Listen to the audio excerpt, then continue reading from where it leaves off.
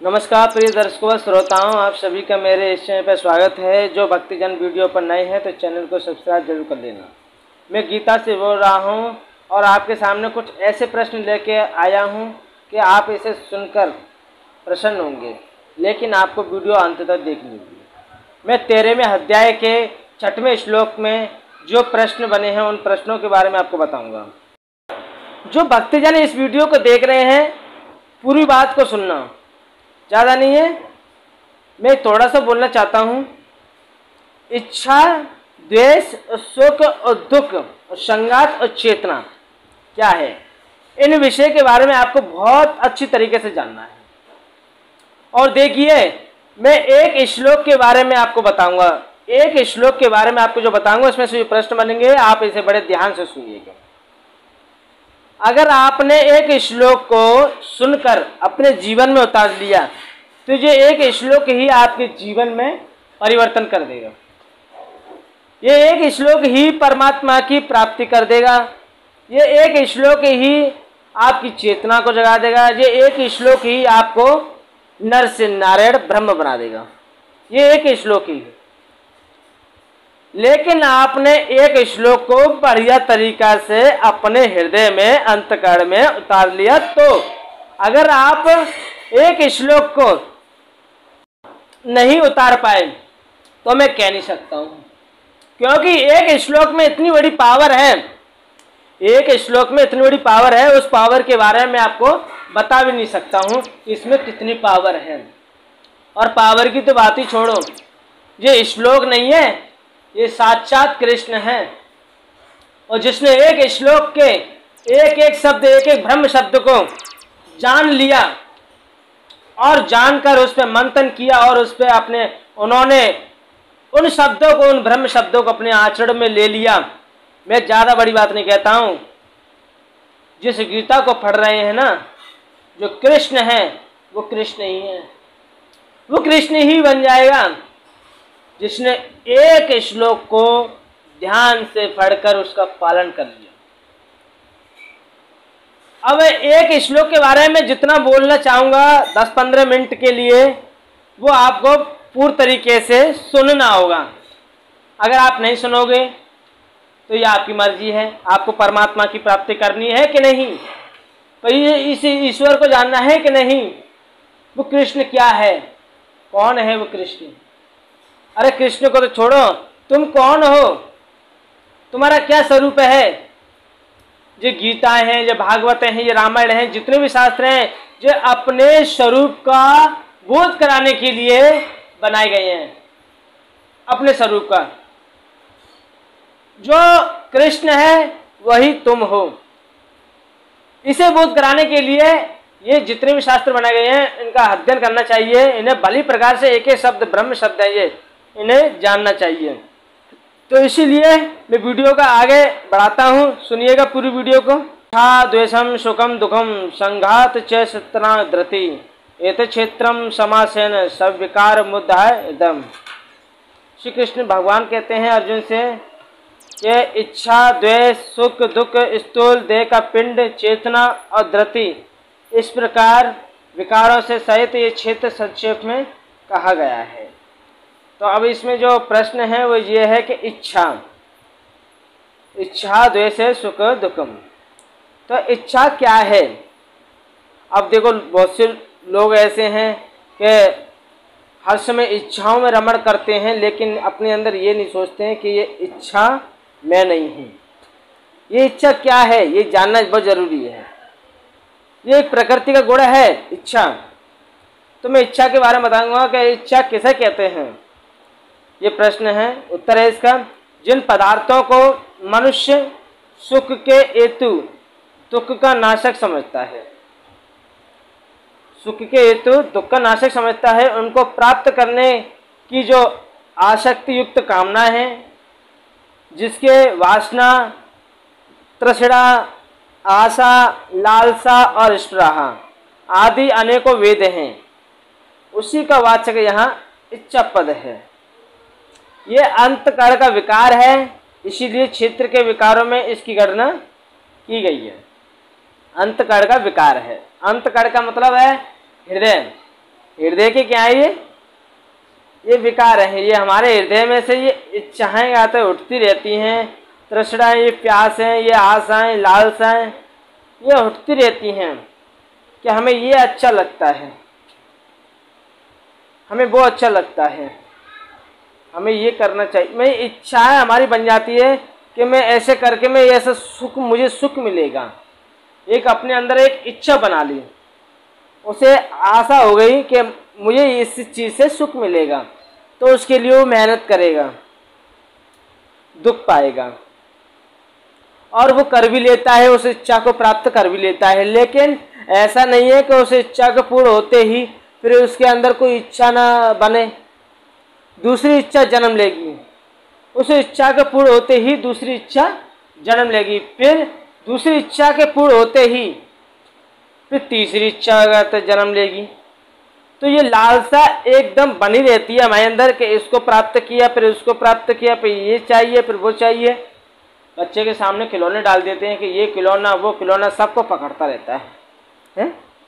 ये इच्छाएं जो है, इस इच्छाओं को समझना है। जिसने अपनी इच्छाओं को खत्म कर दिया, फिर आगे चलते हैं। द्वेष, ये प्रश्न बना है, इच्छा द्वेषम सुखम दुखम संघात चेतना धृति। तो द्वेष क्या है? द्वेष किसे कहते हैं? जिन पदार्थों को मनुष्य दुख में हेतु, सुख में बाधक समझता है, दुख में हेतु सुख में बाधक समझता है, उनमें जो विरोध बुद्धि होती है उसका नाम द्वेष है। इसके स्थूल रूप क्या है?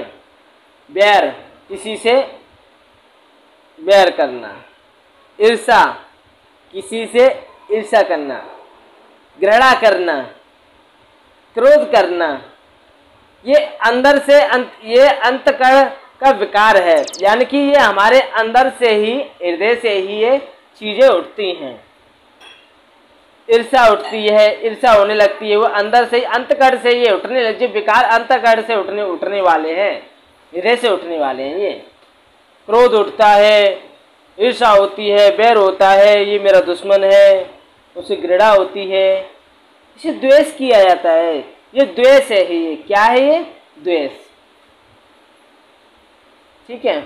अच्छा, सुख और दुख क्या है? अब सुख के बारे में और दुख के बारे में जानेंगे कि सुख और दुख कैसे बनता है। जब हमारी इच्छाओं ने जन्म लिया है, जब हमारे अंदर इच्छा प्रकट हुई, तो इच्छा प्रकट हुई तो जाहिर सी बात है कि इच्छा क्यों हुई? हाँ, इच्छाएं जब प्रकट हुई है वो एक सुख का रूप है कि हमें ये चीज प्राप्त करनी है, इससे हमें सुख मिलेगा। अच्छा, तुम्हें वो चीज नहीं प्राप्त हुई तो तुम्हें क्या हुआ? दुख हुआ। वहीं ये मन के द्वारा इच्छाओं का जो जन्म होता है, वहीं से दुख की प्राप्ति और सुख की प्राप्ति होती है। जब इच्छाओं का जन्म नहीं होगा तो फिर दुख और सुख नहीं है। ये सुख और दुख इच्छाओं से ही उठता है। जब हमारे अंदर इच्छाएं नहीं होंगी तो फिर काय का सुख है, काय का दुख है।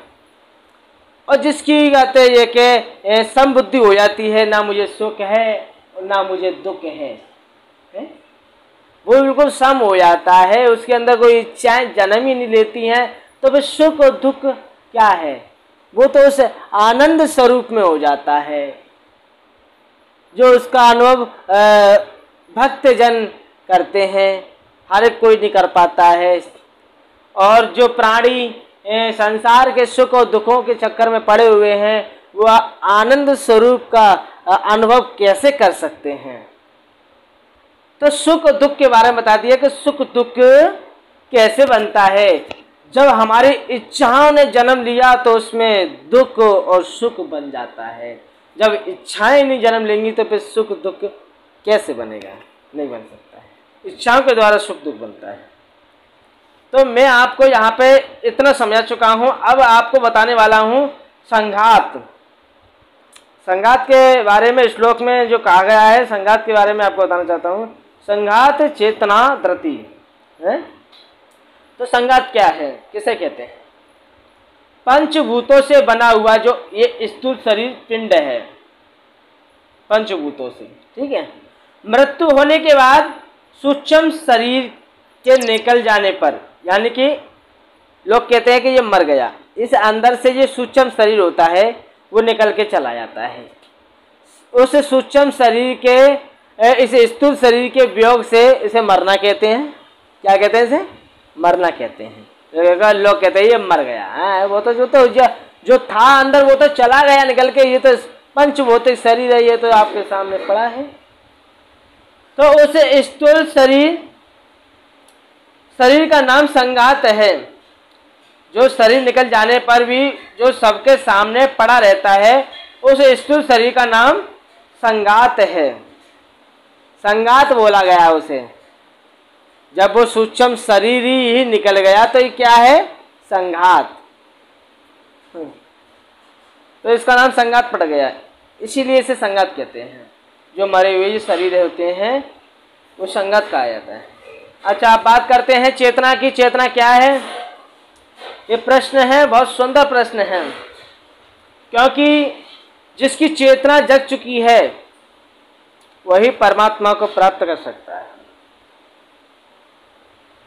चेतना किसे कहते हैं? उत्तर है अंतकण में जो ज्ञान शक्ति है। अंतकण में, अंतकण का मतलब जानते हो? हृदय। जिसने हृदय के ज्ञान को प्राप्त कर लिया, समझ लिया,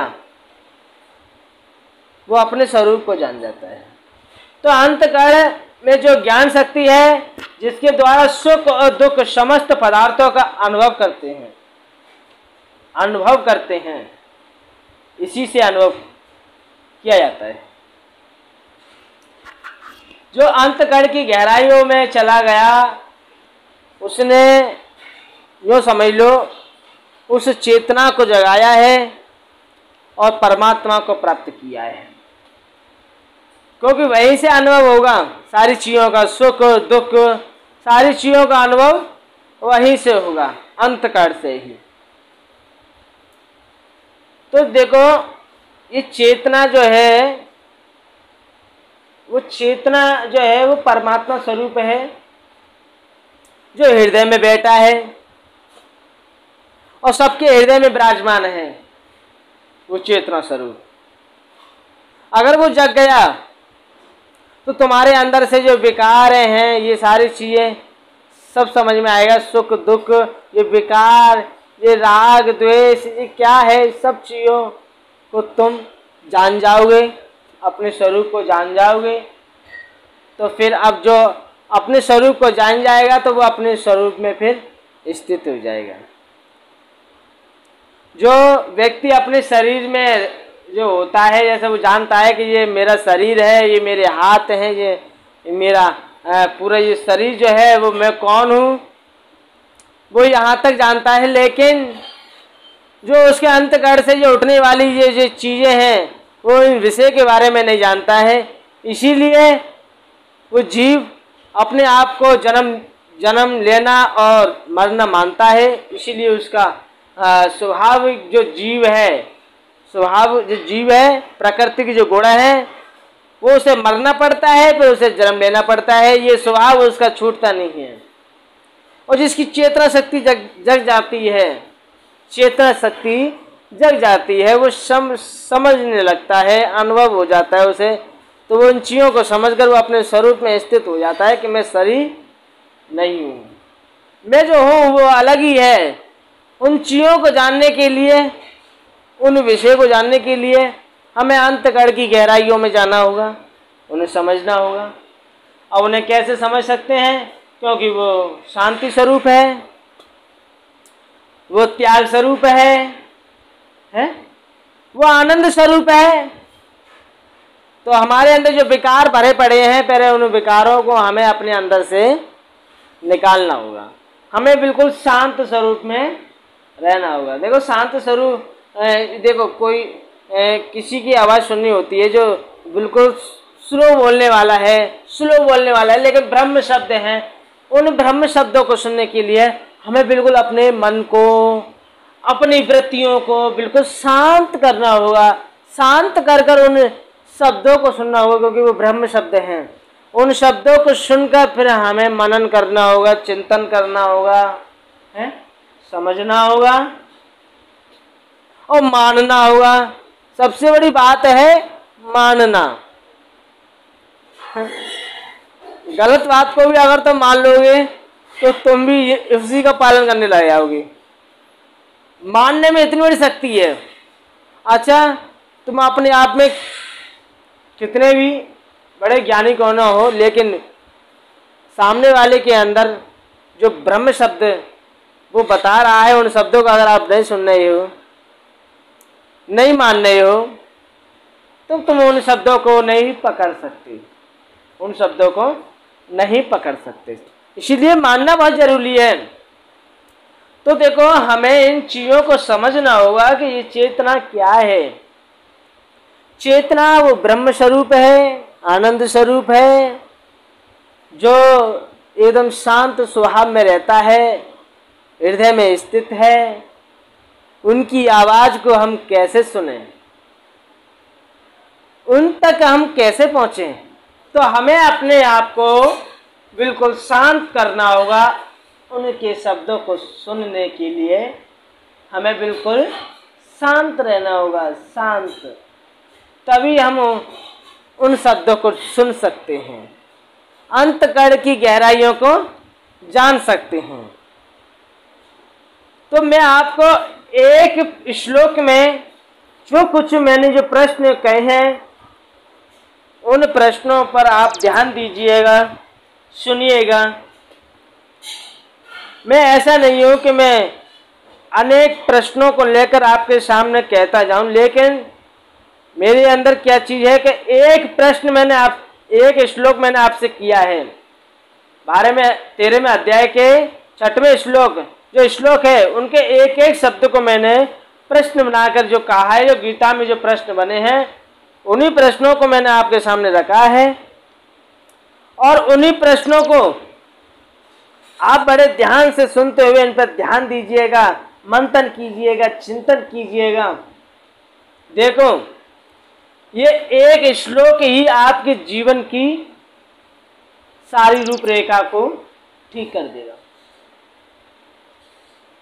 ये एक श्लोक ही आपका जीवन बदल देगा। ये एक श्लोक ही परमात्मा की प्राप्ति करा देगा। देखो, अगर आपने एक श्लोक का पालन नहीं किया, शायद तुम हजारों श्लोकों को पढ़ लेना, कुछ होने वाला नहीं है। तो मेरे प्यारे श्रोताओं, भक्तजनों, आप लोगों की हमारी वीडियो कैसी लगी कमेंट बॉक्स में बताइए।